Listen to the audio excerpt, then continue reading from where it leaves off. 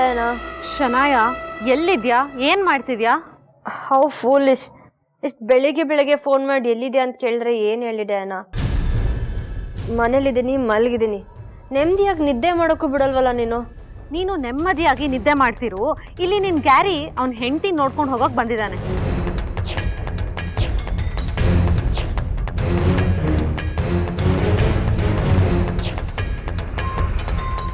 What? Gary ಆ ಸುಬ್ಲಕ್ಷ್ಮಿ ನೋಡೋಕೆ ಬಂದಿದ್ದಾನ? ಎಲ್ಲಿದ್ದಾನೆ?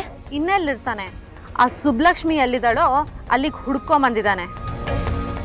ಆದರೂ ನಿನ್ನ ಗ್ಯಾರಿಗೆ ಅವನ ಹೆಂಡತಿ ಮೇಲೆ ತುಂಬ ಪ್ರೀತಿ ಇದೆ ಅನ್ಸುತ್ತೆ. ನೀನು ಹೇಳ್ತಾ ಇರೋದು ನಿಜನಾ? ನಿಜ ಏನಂತ ಗೊತ್ತಾಗತ್ತೆ, ಬಂದು ನೋಡು.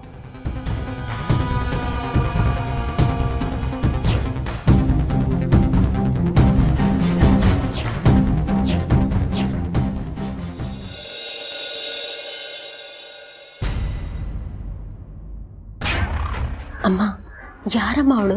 ಅಷ್ಟು ಸಲಿಗೆಯಿಂದ ಕೆಲಸ ಮಾಡ್ತಿದ್ದಾಳೆ. ನೋಡ್ತಿದ್ರೆ ಮನೆ ಕೆಲಸದೋಳ್ ಥರ ಅಂತೂ ಕಾಣಿಸ್ತಿಲ್ಲ. ಮನೆ ಯಜಮಾನಿ ಥರ ರೆಡಿ ಆಗಿದ್ದಾಳೆ. ನಂಗೆ ಯಾಕೋ ಅತ್ತೆ ಏನಾದರೂ ಅರುಣ್ಗೆ ಬಿಡ್ತೂನೆ. ಹಾಗೇನಾದರೂ ಇದ್ದಿದ್ರೆ ನಮಗೆ ಹೇಳ್ದೆ ಇರ್ತಿದ್ರಾ? ನನಗೂ ಗೊತ್ತಾಗ್ತಾ ಇಲ್ಲ. ವಿಚಾರಿಸೋಣ ಇರು. ಅರುಣ್,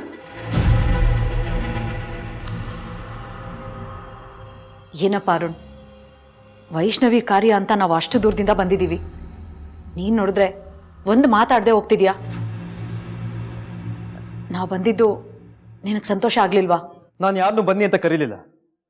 ಯಾರು ಬಂದು ಅದನ್ನ ಸಂತೋಷನೂ ಆಗಲ್ಲ, ಸಂಕಟನೂ ಆಗಲ್ಲ. ಅರುಣ್, ಯಾಕೋ ಯಾಕೆ ಇಷ್ಟು ನಿಷ್ಠುರವಾಗಿ ಮಾತಾಡ್ತೀಯಾ? ಪರವಾಗಿಲ್ಲ ಬಿಡಿ. ಅವನೇನೋ ಹಾಗೆ ಮಾತಾಡಿದ್ರೆ ನಾವೇನೂ ಬೇಜಾರು ಮಾಡ್ಕೊಂಡಿಲ್ಲ.